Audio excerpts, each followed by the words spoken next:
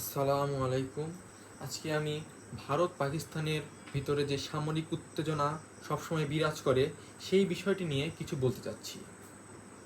বলতে গেলে আজকে যুদ্ধ নিয়ে কিছু বলবো, সেটা হচ্ছে যুদ্ধ কি আমাদের জন্য কল্যাণকর নাকি ক্ষতিকর।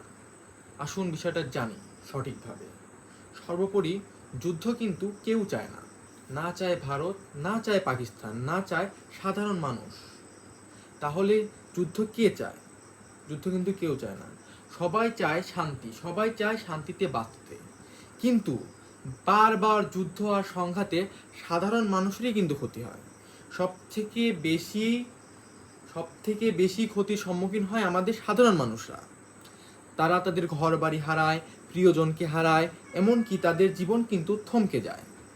যুদ্ধে অনেক টাকা খরচ হয়। যুদ্ধ করতে কিন্তু আসলেই অনেক টাকার খরচ হয়।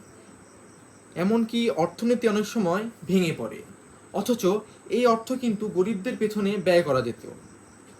তাই এখনই সময় দুই দেশের সরকার ও যারা নেতৃত্বে রয়েছে তাদের চিন্তা করা উচিত। আর কত আর কত রক্ত, আর কত শত্রুতা।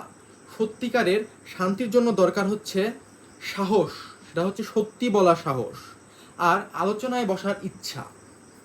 না হলে এই সংঘাত না হলে কিন্তু এই সংঘাতের বলি হব আমরাই, সাধারণ জনগণ।